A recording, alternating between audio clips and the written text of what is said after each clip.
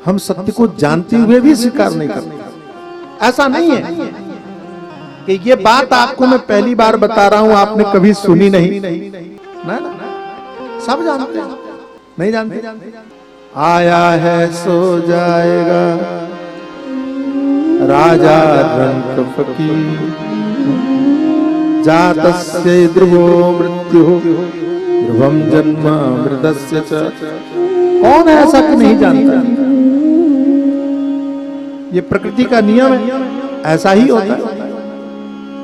लेकिन हम मानने के लिए तैयार नहीं होते। जब कोई चला जाता तो हम कहते हैं, तब भूल जाते हैं, तब ये गीत याद नहीं रखते, हम दुखी होने लगते।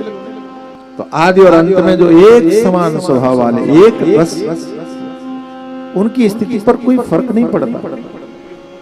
कैसे है? एक रस मंगल स्वरूप है, कल्याण स्वरूप है। सदैव शिव का अर्थ ही होता है कल्याण स्वरूप, सदैव कल्याण स्वरूप, सदैव मंगलमय।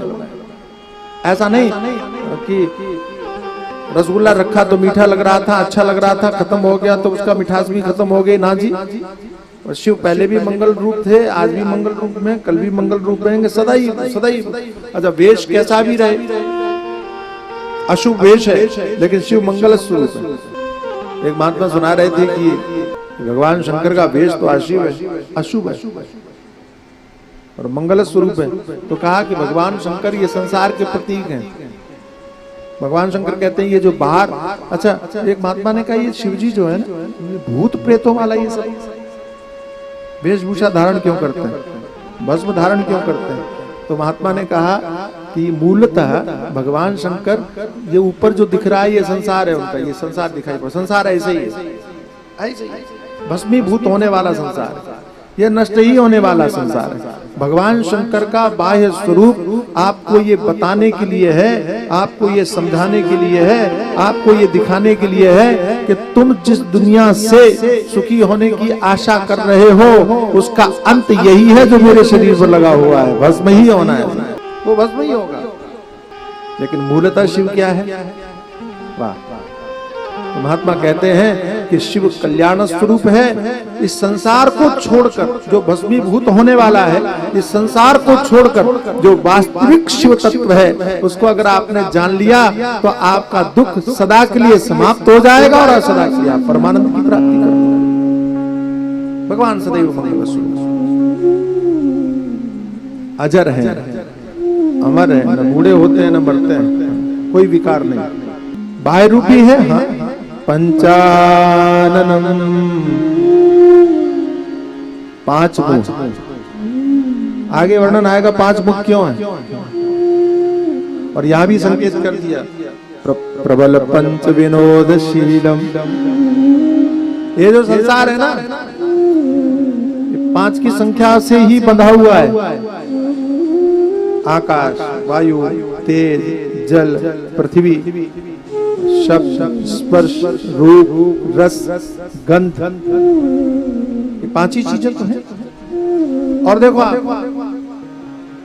दुनिया के बड़े बड़े वैज्ञानिक भी इतना रिसर्च करके आपको नहीं बता सकेंगे जितने हमारे अध्यात्म ने एक पंक्ति में कह दिया। एक पंक्ति कि संसार में जितने भी सुख की आप अभिलाषा करते हो वो सुख कहाँ है?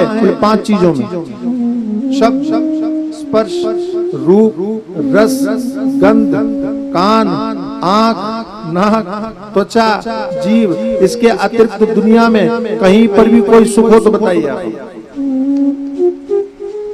एक ही लाइन में समेट दिया। यही इन्हीं 5 चीजों को पाने के लिए आप इतनी हाड़ तोड़ मेहनत करते हो, जितना परिश्रम करते हो इन्हीं के लिए करते हो, कुछ नहीं है, सब यही। तो भगवान के 5 मुख इन्हीं के स्वरूप हैं, इन्हीं के प्रतिनिधित्व करते हैं। और 5 खेल हैं भगवान के। प्रपंच विनोदशीलम, भगवान 5 खेल खेलते हैं। उसमें रचना, पालन, संहार, अनुग्रह, तिरोभाव। तिरोभाव को थोड़ा पहले रख दो, अनुग्रह बाद में कर दो। सृष्टि, स्थिति, प्रलय और लोगों के जो प्राण उत्कर्ष करते हैं वो तिरोभाव, और अनुग्रह यानी ये सारे संसार से झंझट से मुक्ति। ये 5 चीजें, और 5 चीजों को करने के लिए भगवान ने 5 मुख हैं और 5 रूप भगवान ने बाद में बनाए। उनमें से एक रूप है ब्रह्मा जो सृष्टि करते हैं, दूसरा रूप है विष्णु जो पालन करते हैं, तीसरा रूप है महेश जो संहार करते हैं, एक रूप भगवान का और है रुद्र का, वो तिरोभाव करते हैं, और एक स्वयं भगवान शंकर हैं, भगवान शिव हैं जो अनुग्रह करके इस संसार से मुक्ति दिलाने का काम करते हैं। पांचों रूप भगवान के ही हैं, ऐसा यहाँ